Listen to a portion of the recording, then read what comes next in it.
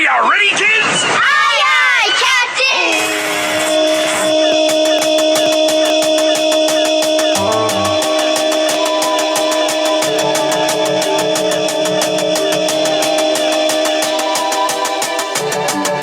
So I wanted to combine modern drum and bass with older jazz-influenced drum and bass.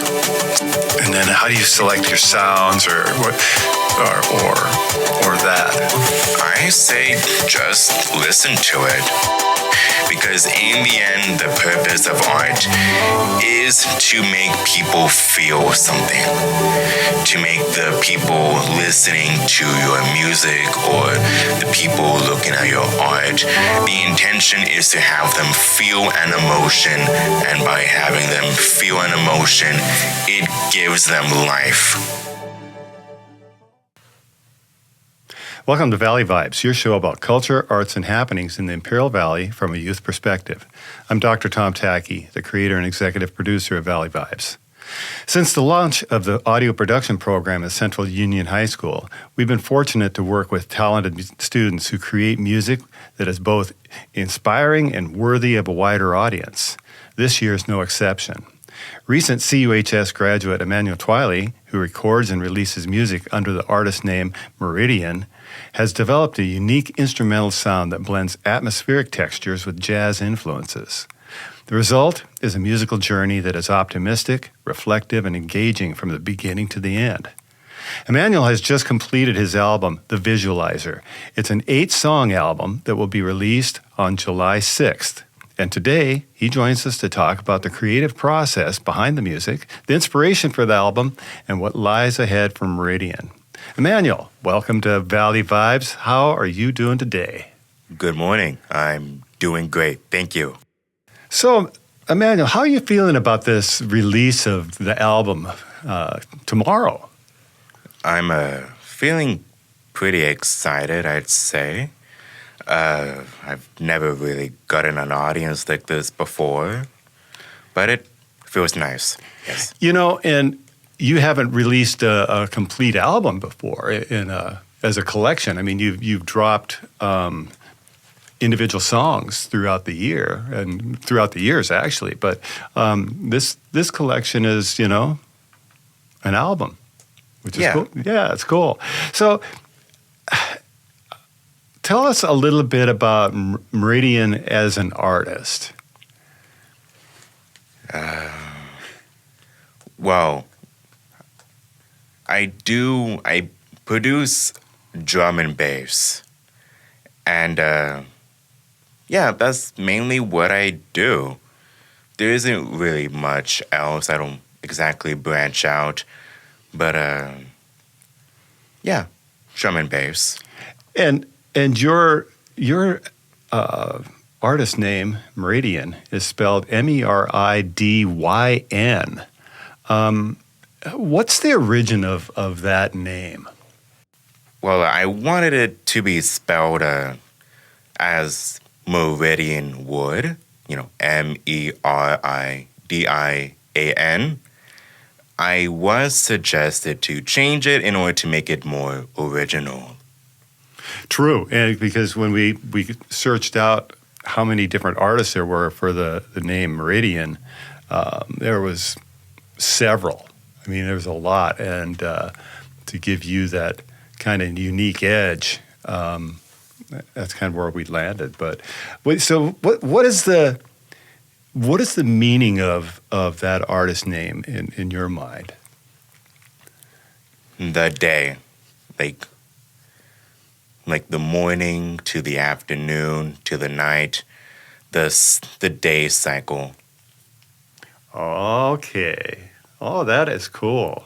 Now I follow you. Excellent. Well, why don't we have a listen to your first track, The Wayfarer?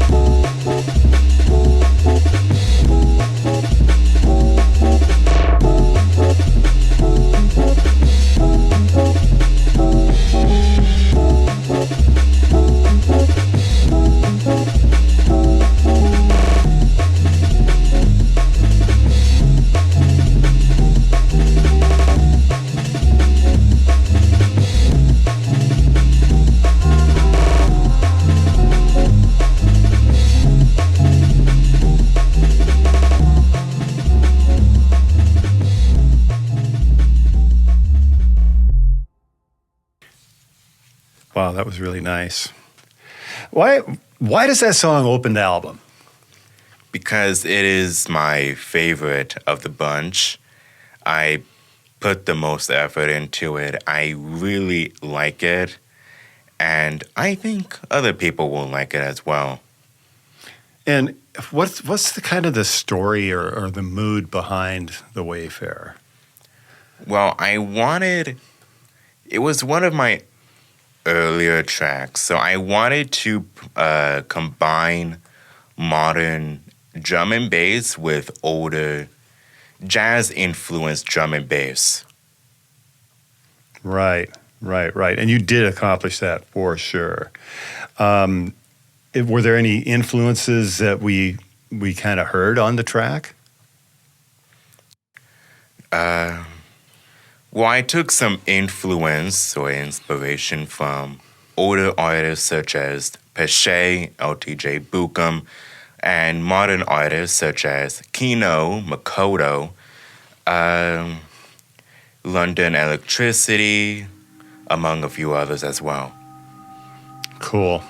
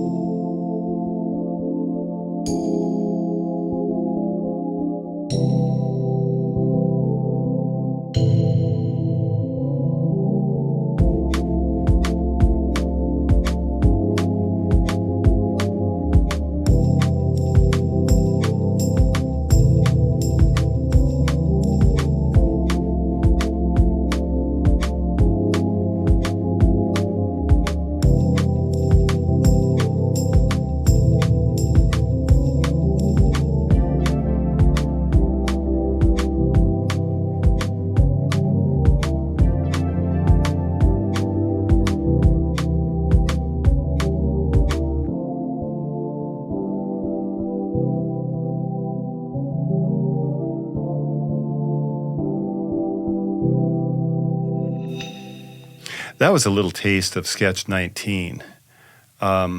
Emmanuel, try to describe, if you can, your creative process when you how do you begin your compositions, and then how do you select your sounds, or what, or that? I guess first off, what software or DAW are you creating this music in? I use BandLab. All right. And you like BandLab for what reasons? Well, it provided a lot of free samples that were a relative jump in quality compared to Soundtrap. And while it did not provide as many instruments, I did enjoy reverse engineering the samples that BandLab provided. Right. I think Soundtrap has, thousands of sounds to use, but they're focused probably a little bit more towards hip hop and such, and you're leaning towards the jazz idioms. Probably are not well represented in sound trap, right? Yeah. So I can totally understand going to band lab. Do you ever mix the two? No. No. All right. But so how do you sit down and start your compositions? What's the process? Well, I usually select the drum break first, and then I build the track around the drum break itself. So you're talking about the drum breaks and all. You got. So do you go in and like listen to a bunch of different drum tracks and start selecting that way, or do you have kind of an idea what you want before you go in, or? I have a basic idea of what I want. So I select a drum break I like, that will represent what I want, and I build upon it. And then after I'm done with the drum break, I then build the atmosphere of the track around that drum break. Interesting. So you are a rhythm first person. Yes. Okay. Because some people are, melody or chords first, but rhythm first is certainly a way a lot do go. So let's have a listen to A Gilded Cage.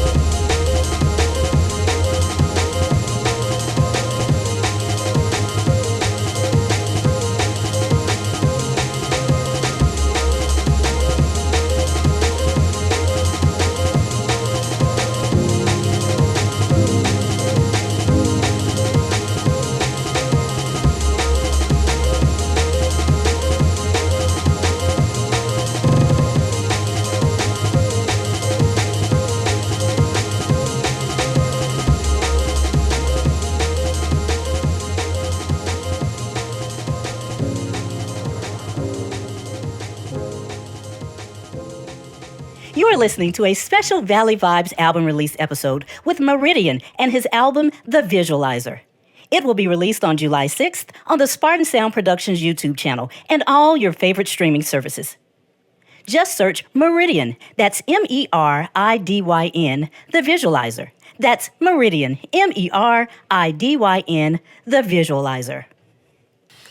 And that was a little taste of A Gilded Cage. So, I had you as a freshman, and then I had you again as a senior. And, you showed a lot of growth as a musician through high school. Talk to us a little bit about how you felt that you grew from when you first came in and started working in Soundtrap as a freshman to, this past year. Well, I feel the two are pretty disconnected from each other. I stopped producing music after my freshman year, and I only got into it into my senior year. And I feel like the growth came naturally as I was listening to more music over the years, and I just applied the information that I learned, that I obtained from listening to music into the songs I produced in my senior year. Yeah, because your music as a freshman it had good identity. I think you have more of an artist identity and particular sound about your stuff now than perhaps you did as a freshman. But the quality of the stuff that you did as a freshman was top notch. And we can find some of those still on the Spartan Sound Productions YouTube channel if anybody wanted to kind of, go out and have a listen. So just look for Emmanuel T, and some of them should pop up. But, these as a senior, the sketches and the name songs are just so cool. And that's why we're doing this album release. Have there been like mentors or influences along the way? No, not really, no mentors, but of course the influences were there on the artists I listened to. They heavily influenced my taste in music and how I go about producing it in my work. And I find that interesting that your identity is somewhat different than, well, actually it's quite different than most of your peers. We listen to what's produced by other students. We have a lot of stuff that's kind of pop or hip hop type stuff, typically. And there's some others, but yours kind of goes into just that whole ambient, atmospheric, instrumental vibe. It's very, dare I say, kind of new agey in a way, or soundscapes or whatever. And I think that's a really good thing. That your identity as an artist is just great.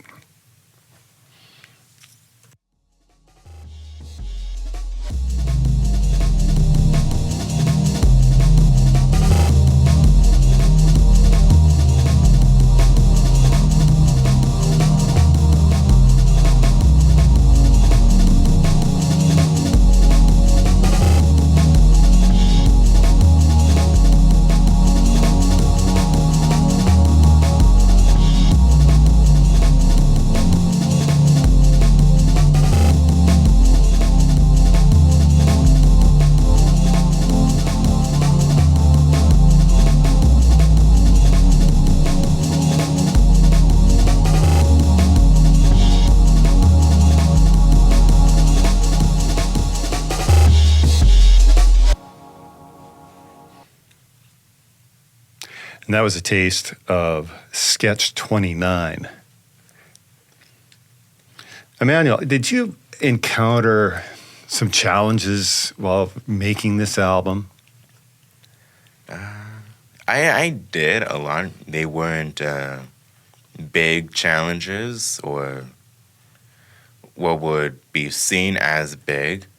I did have a lot of trouble with sound design, especially from other tracks such as Sketch 29, The Wayfarer, A House Built on Sand, And I did go through a lot of renditions before. I did go through a lot of renditions of each song before I settled on, what I liked and what I thought sounded good. And it did take a while in order to reach that point. Right. And when you're composing in a workstation like that, it's different than if people are playing instruments or singing and such, and then it's mixed down later on. You're engineering as you go, essentially, right? Yeah. That's really quite interesting. Do you, in your creative process, do you find any challenges in balancing school and creativity and production? Sometimes, because I usually do my work in school. So I usually don't have homework when I leave school. Sometimes I do, though. I'll have to write an essay, do a project. And outside of school, I also have a couple more hobbies. I like drawing. I like running. I like a couple of other things that sort of interfere with my production. And what I do is I simply manage my time, I find out what I want to do first, and then I do it. And everything else comes second.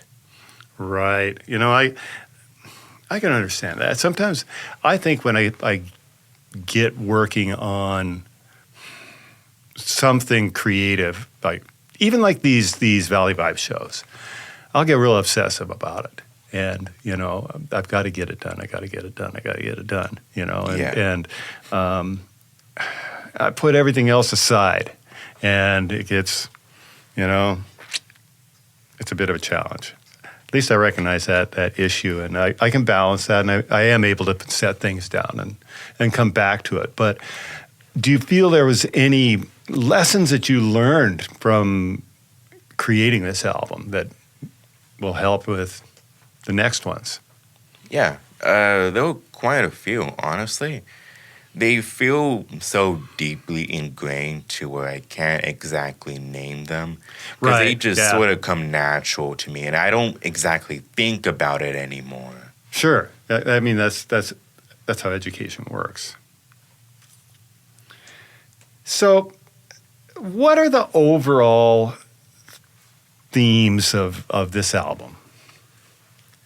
Well, it's quite all over the place, really. I never expected this to be an album, honestly. I didn't expect half of these songs to be released. That's why they're named Sketch 19, Sketch 29. But they all fit the general theme of atmospheric drum and bass, or atmospheric jungle and whatnot. And I really try to recreate that feeling of both modern music and older 90s influenced music. Okay. So is there certain things that listeners should kind of pay attention to as you're going through the album, or do you feel that it works fine for them just to kind of jump from one song to another, or, I say just listen to it, really. I usually listen to my music in the background, and that's how I test the quality of my music.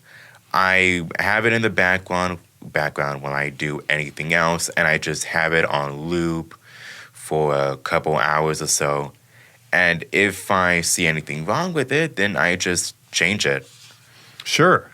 There isn't really anything that I would ask a listener to pay attention to. Just, go along with the ride and enjoy the music. And the title of the album is The Visualizer, correct? Yes. Yeah, and so that makes sense. You want people to just kind of go through that visualization process that, maybe we all see things differently, so there's not really something that you specifically want them to see, huh? Or hear. Yeah, that's on point. Okay.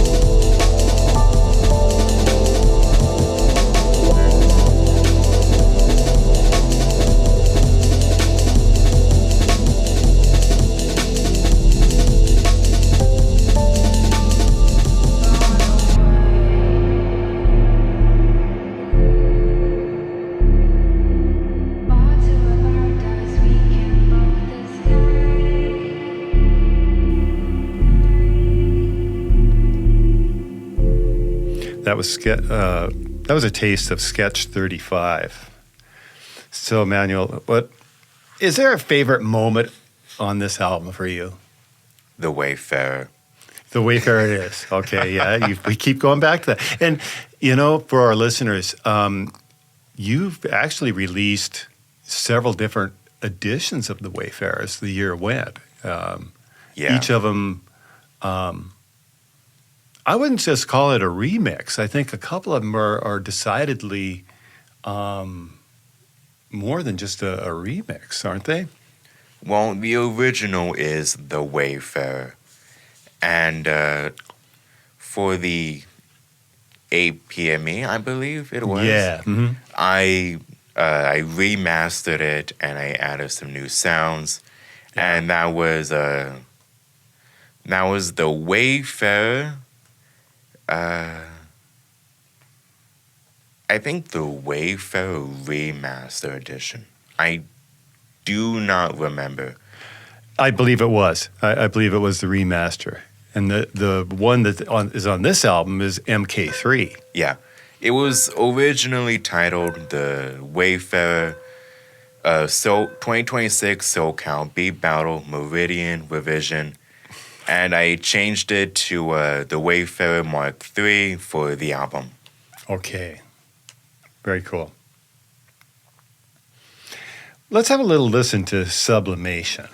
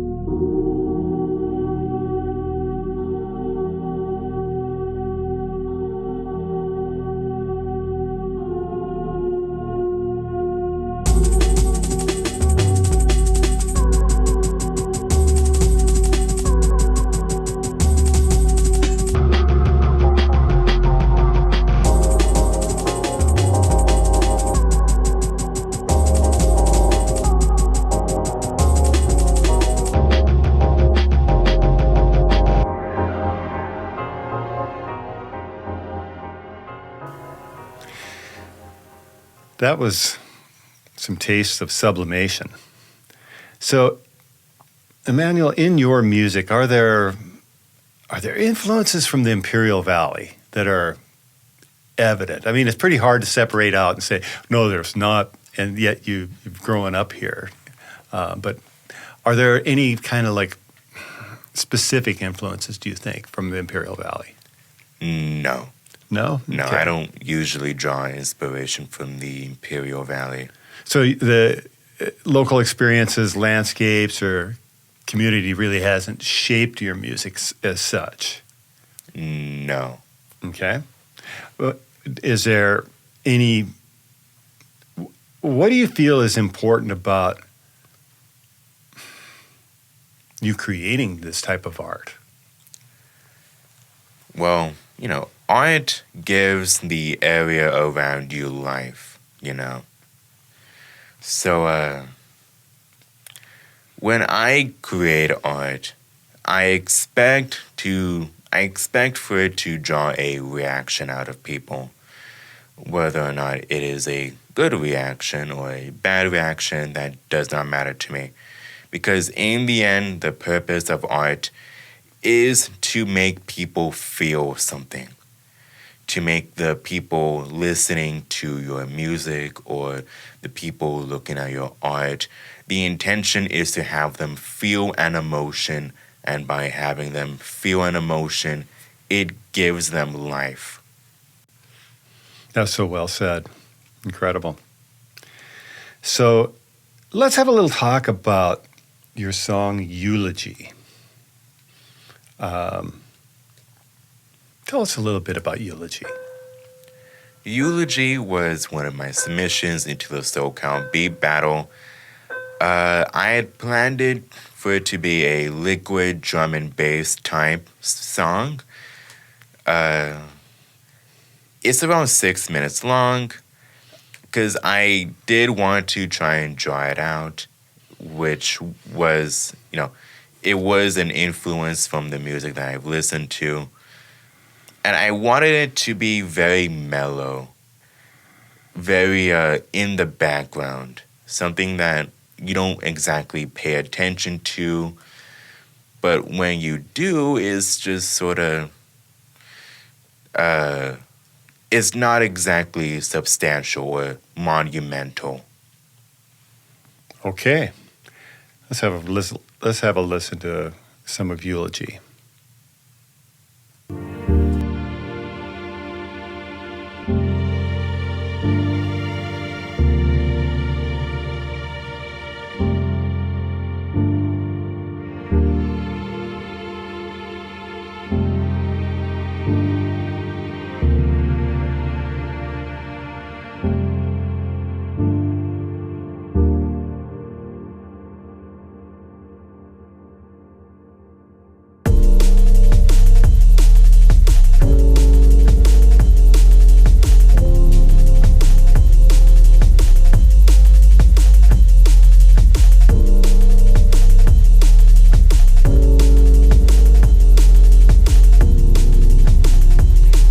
So, Emmanuel, what are your plans now after graduation? Well, I'll be going to university, and I am likely to continue my production in music and art and all of my other hobbies as well. That's fantastic. So, do you have any goals for Meridyn as an artist? No. I am considering branching out after I move to university and I want to start something new. That's very much like your music. So you are closing out this album with an interesting song. I like this one a lot. A House Built on Sand. Why does this track close this album? Because it is the only track in the album that does not have a drum break. And I made this for one of your podcasts. Right. And it's included in the album because, I don't know. No, well, it's because it's a good song. It really is. It belongs in this album. Yeah, but I intended for it to be very mellow, very emotional, but ambiguous as well as to what the song actually means or what it's trying to portray. And it's mainly the last track because it doesn't have a drum break. So it's like a final send-off, I'd say. That's really cool. Yes, we use this as background music for the credits for Voices del Valle, our podcast series that we produce for KPBS. So, A House Built on Sand is going to get a lot of ears just from that. But it doesn't play the whole song there. So it belongs on this, I think. What do you feel is the significance of the title?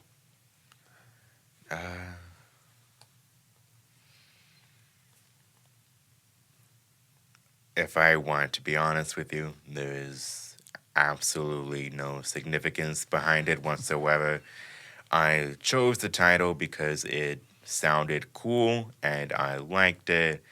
And Well, that's cool. That's all right. and it sounded, monumental. I actually didn't expect to be asked on this, so Well, you're not the first composer to say, "Oh, I hadn't really thought of that," because I remember in grad school we were talking with Carol Husa about one of his works that he wrote for Wind Symphony, and somebody asked something. I don't remember exactly. It was fairly profound, and he's like, No, I guess I didn't really think of that, but that is a good way to look at it. So I think, as artists, sometimes we elevate you and think that you're saying something that we think you're saying, but you're not really, and whatever, huh? yeah. That's great. Fantastic. Let's listen to A House Built on Sand.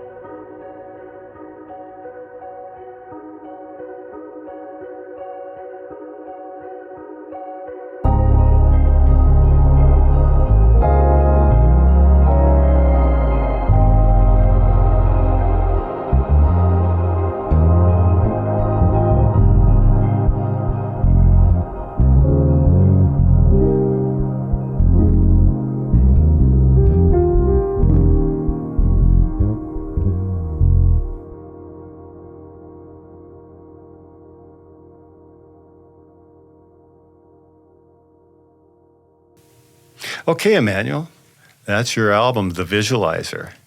And it will officially release on Spotify and Apple and Amazon and all the other streaming services on July 6th. And you can also find it on the Spartan Sound Productions YouTube channel. Do you have any social media or artist platforms that you use besides those? No. Okay. Any upcoming projects, performances we need to know about? No, other than that, I'm working on a few sketches, but that's about it. Fantastic. I'm on sketch 51 right now. Wow. So what happens with all these, the ones in between, the ones that I get to see and the ones that don't make that? Well, you don't get to see a lot of them. Right. And for the ones that you don't get to see, I throw them away. Okay. Yeah, Because what I do is I start on a concept, and if I don't exactly like where the concept is going, then I'll create a new concept and I'll create an entirely separate project. So that way, whenever I want to, I can always come back to what I was previously working on. Sure. And I think that's a good way to look at it. That I know, Barry Gordy used to basically say that, if it comes off as mediocre, we don't need to be working on it. Get rid of it and only produce the best. So I'm paraphrasing greatly there, but congratulations on this album release and your accomplishments as a distinguished CUHS grad. We wish you best at UC Merced, and we encourage all of the listeners to support local artists like Meridyn. And that's been our show for today. So thank you for coming in, Emmanuel. Thank you for inviting me.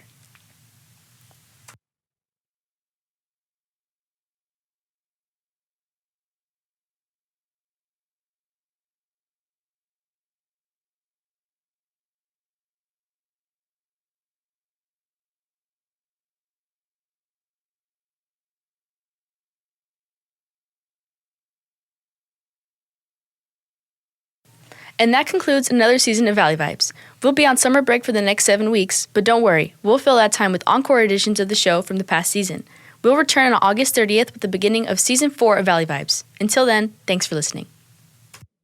This program was produced and brought to you by Spartan Sound Productions. Special thanks to Meridyn for sharing his music and insights into the album, The Visualizer. Thanks also to Dr. Thomas Tacky, creator and executive producer of Spartan Sound Productions, the administration of Central Union High School, Mr. Javier Freembrace, and Power 98 for hosting us, and to you, the listeners.